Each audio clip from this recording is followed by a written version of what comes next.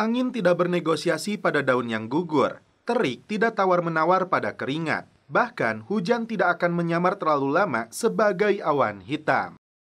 Kembali lagi bersama saya Stephen. Seperti biasa jangan lupa siapkan apa? Ya tentunya kopi dan nutbray untuk menemani kalian dalam menonton alur cerita film ini. Selamat menyaksikan dan celepot!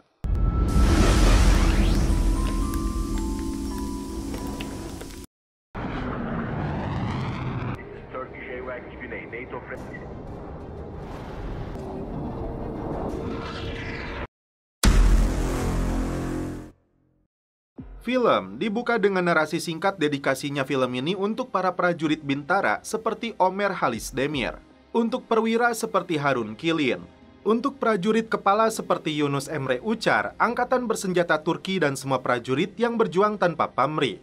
Hari itu, 3 pesawat tempur Turki yang merupakan bagian dari pasukan NATO menggelar operasi The Mountain di wilayah Irak.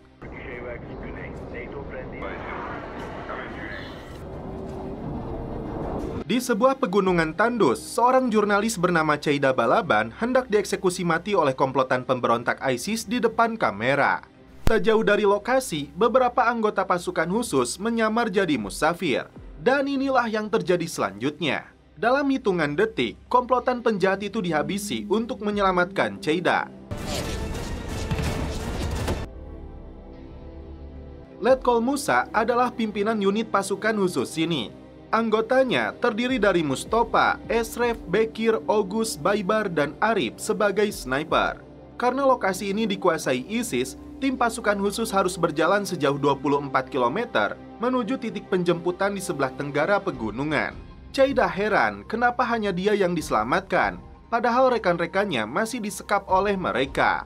Kameramennya bernama Philip dan produsernya bernama Nechirwan. Apa karena mereka bukan orang Turki seperti dirinya? Letkol Musa mengaku hanya menjalankan perintah. Bekir dan Ogus diperintahkan berjalan lebih dulu untuk memantau situasi di depan sana, memastikan jalan mereka aman untuk dilalui. Sebelum bergabung dengan tim pasukan khusus ini, Ogus dan Bekir mendapat arahan dari komandan karena dalam misi terakhirnya, mereka seringkali berselisih hingga kehilangan komandan mereka yang gugur di medan pertempuran. 2 bulan lamanya, mereka akan menjalani latihan terlebih dulu. Setelah berjalan cukup jauh melewati gurun pasir, tim pasukan khusus dikejutkan dengan penemuan puluhan jasad warga desa yang dieksekusi mati oleh ISIS. Tak hanya orang tua, wanita dan anak-anak pun menjadi korbannya. Lokasi ini tepatnya berada di padang rumput Yazidi. Perkiraan mereka, eksekusi mati ini baru dilakukan 2-3 jam yang lalu. Tiba-tiba, tim melihat musuh datang dari arah jam 12. Tidak akan lari atau menghindar, Letkol Musa menugaskan anak buahnya untuk menyambut kedatangan mereka. Karena mereka adalah pecinta kematian. Film kembali flashback saat komandan tim pasukan khusus mengumpulkan 200 prajuritnya. Hanya 20 dari mereka yang akan dipilih untuk bergabung dengan operasi khusus. Jenderal Bintang 2 ini menegaskan tujuan mereka menjadi prajurit bukanlah untuk menjadi pahlawan ataupun legenda yang dikenal banyak orang. Jika kalian mencari hal-hal seperti itu, maka kalian berada di tempat yang salah. Karena kita bukan apa-apa ataupun siapa-siapa, tujuan kita justru untuk dilupakan. Tidak akan ada yang mengenal kita, bahkan nama kita tidak akan diukir di atas batu. Bukan juga untuk mencari ketenaran. Pengabdian kita benar-benar untuk melayani rakyat Turki, menjauhkan mereka dari penderitaan dan ketakutan. Karena kita adalah pecinta kematian. Gugur 1, tumbuh 1000. Kembali ke medan pertempuran, komplotan ISIS makin mendekat. Disinilah tim pasukan khusus meminta bantuan unit tank baja untuk meluncurkan rudal. Dan inilah yang terjadi. Tersisa 2 dari mereka yang masih hidup. Disinilah sang sniper melepaskan timah panasnya untuk menghabisi mereka. Menghubungi pusat komando, Letkol Musa dan timnya diperintah segera meninggalkan wilayah ini karena 2000 mujahidin sedang bergerak mendekat. Rupanya, tim pasukan khusus terjebak di tengah-tengah invasi total yang dilakukan Amerika. Karena misi mereka dilakukan secara rahasia, tidak ada bala bantuan dari pasukan Turki. Karena mereka harus mencari tempat perlindungan, Cheida menunjukkan lokasi yang dianggap cocok. Kembali ke masa pelatihan, Bekir yang hampir tidak mampu berlari lagi dipecut oleh pelatihnya untuk bangkit. atau dia dan August tidak akan pernah lolos menjadi tim inti pasukan khusus, yang dimana hanya ditempatkan di kursi cadangan. Meski luka lama dari misi sebelumnya mempengaruhi kemampuan Bekir, namun Bekir tetap bertekad untuk pulih total. Keras dan lelahnya pelatihan yang harus dilalui tim pasukan khusus tidak menyurutkan tekad mereka demi cinta tanah air. Tim kembali melanjutkan perjalanan hingga tiba di sebuah makam patilasan bersejarah. 3 anggota pasukan khusus terdiri dari Bekir, August, dan Esref memantau situasi. Dan ternyata ada 3 anggota ISIS di sana sedang melakukan sesuatu. Tim pun menyusun rencana untuk melumpuhkan mereka. Serangan cepat dilakukan. Rupanya musuh sedang mengaktifkan peledak untuk menghancurkan makam ini. Esref sampai berjibaku dengan salah satu musuh yang menyerangnya. Akhirnya tim berhasil menjinakkan bahan peledaknya. Kala itu di sela waktu pelatihannya, August bertemu dengan seorang wanita cantik di sebuah perpustakaan. Mereka ngobrol santuy, merasa ada kecocokan hingga timbul rasa di antara keduanya. August memberi sedikit pelatihan cara menggunakan pistol kepada Cheida. Ternyata makam yang hendak diledakkan oleh ISIS itu peninggalan Alexander Agung yang hidup 4000 tahun yang lalu. Sebuah bukti sejarah dan situs peradaban yang penting untuk dilindungi. Cheida nampak ragu untuk belajar menembak karena dia tidak mau membunuh. Lalu August ditanya bagaimana perasaannya setelah membunuh orang. August menjawab itu bukan perasaan, namun noda. Kematian komandannya saat itu sedikit banyaknya mempengaruhi mental dan psikologisnya. Dari atas pegunungan ini, tim pasukan khusus tidak berhasil melakukan komunikasi dengan markas. Tiba-tiba mereka melihat beberapa warga sipil disandra oleh ISIS. Meski mereka bukan tanggung jawab tim pasukan khusus, namun hati nurani sebagai seorang prajurit yang membela kebenaran dan kebatilan tidak bisa dipungkiri. Kali ini, anggota menjalani ujian bertahan dari bentuk penyiksaan musuh dengan kain yang disiram air di atas hidung. Mereka yang tidak kuat bisa menyebutkan nama yang ditulis di secari kertas. Tak hanya itu, kebab Turki dan secangkir kopai sudah menunggu bagi mereka yang memilih menyerah. Salah seorang prajurit mengaku tidak kuat, padahal baru beberapa menit. Tiba giliran Bekir, yang berhasil bertahan dan malah bernyanyi.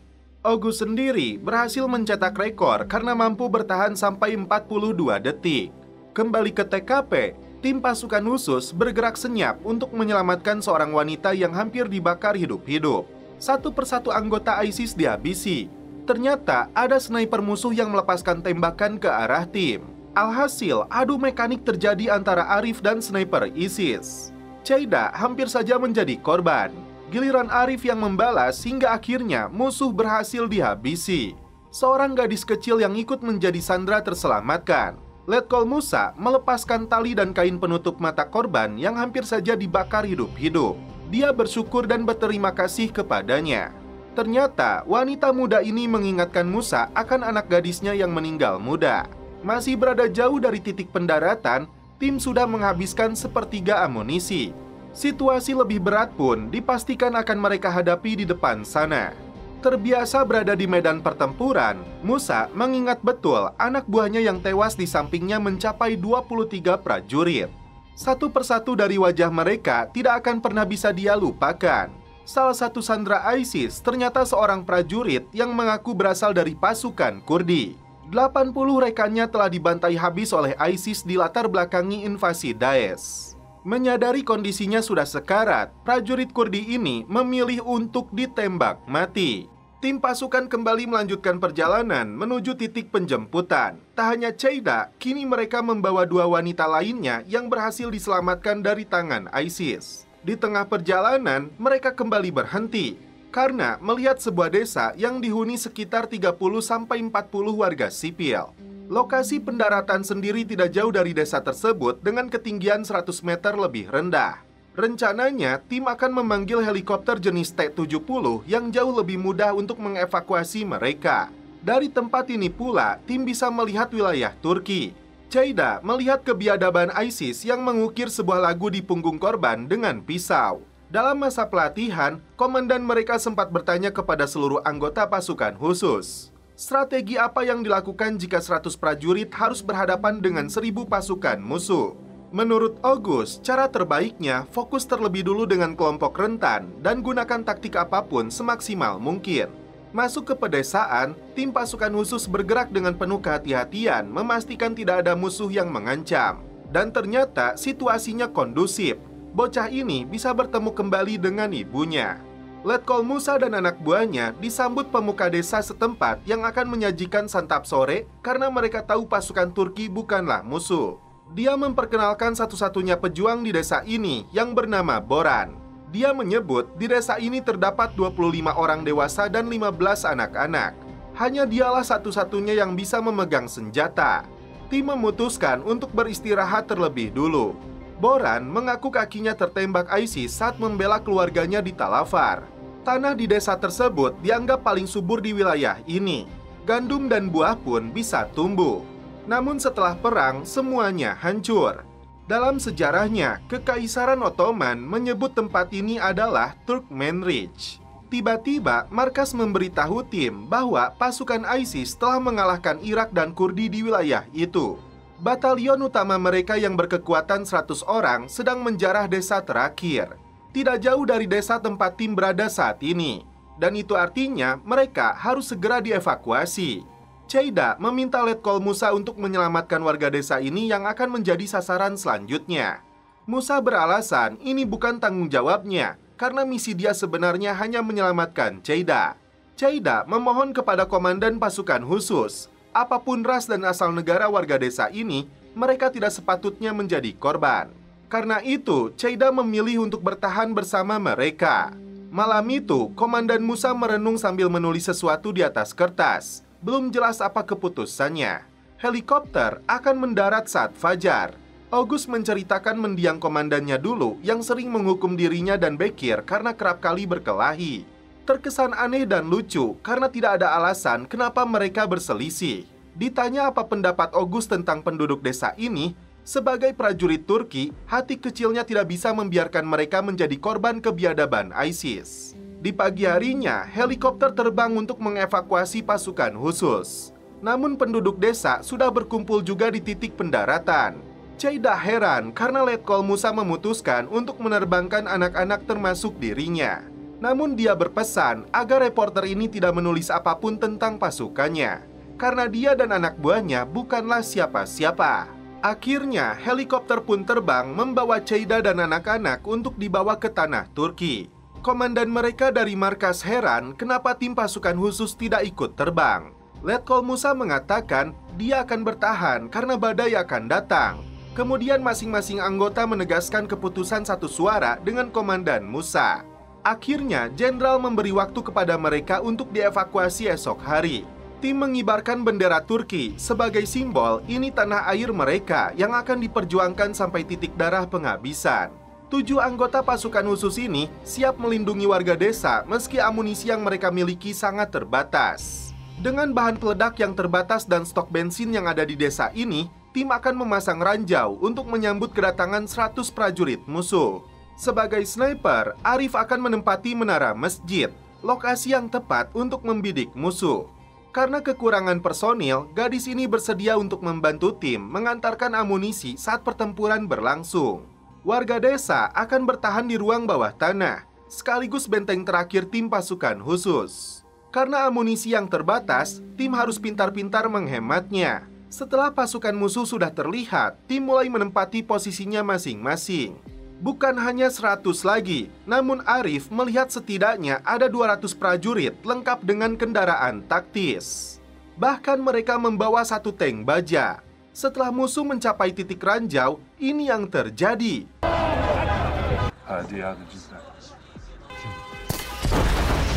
Pertempuran 7 anggota pasukan khusus melawan 200 prajurit ISIS pun dimulai. Arif gagal menembak komandan mereka yang keburu masuk ke dalam tank baja. Ratusan pasukan musuh ini dibantai habis satu persatu. Tidak ada satupun yang lolos dari peluru yang dilepaskan sang sniper.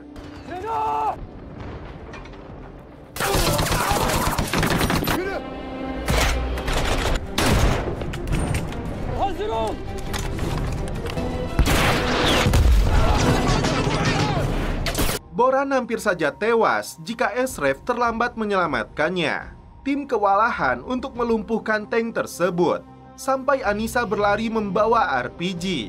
Naas bagi Arif yang lebih dulu ditembak oleh tank baja ini. Balasan ini diberikan Ogus untuk menghancurkannya.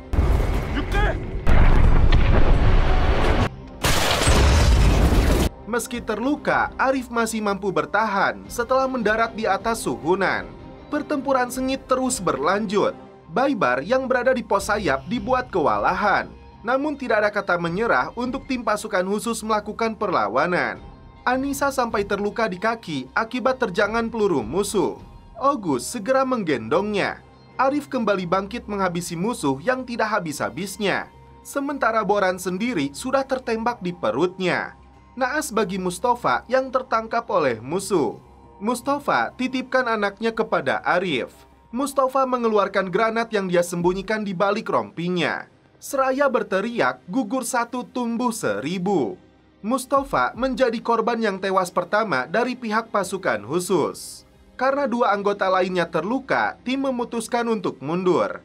Naas bagi Esref yang terkena tembakan sniper musuh. Dia meminta Arif untuk menjadikan tubuhnya sebagai perisai untuk membalas musuh demi keselamatan anggota lainnya. Disinilah Arif kembali menunjukkan skillnya sebagai penembak jitu ulung. Sniper ISIS itu akhirnya tewas. Di momen saat tim pasukan khusus ini terbang untuk melancarkan operasi penyelamatan, Letkol Musa menyebutkan satu persatu anggotanya berikut keahliannya. Arif sebagai penembak jitu, kemudian Baibar ahli senjata berat, Esref si penyusup. Satu sama lain melipat parasutnya untuk mengingatkan betapa pentingnya saling menjaga satu sama lain yang sudah seperti saudara. Berada di satu titik, kini tim pasukan khusus terkepung oleh musuh dari berbagai arah. Masing-masing anggota hanya memiliki satu magazin terakhir. Musa memberi Anissa pistol karena dia memilih berjuang daripada berlindung. Musuh terus melakukan serangan hingga tim kewalahan. Bekir dan Ogus sama-sama berjibaku dengan musuh. Salah satu pelaku yang membawa bahan peledak datang berlari.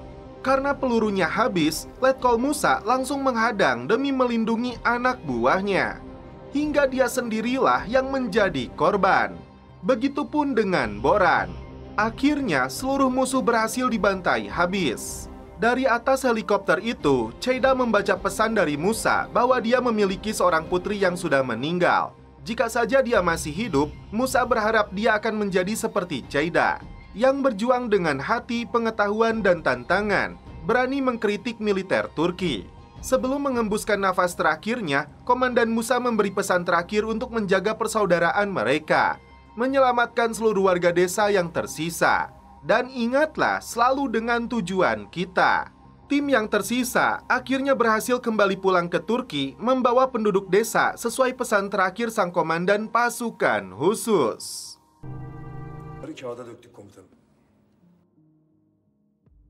Dan setelah itu, film pun berakhir. Oke guys, terima kasih yang sudah menonton sampai akhir. Salam percelepotan duniawi, keep enjoy.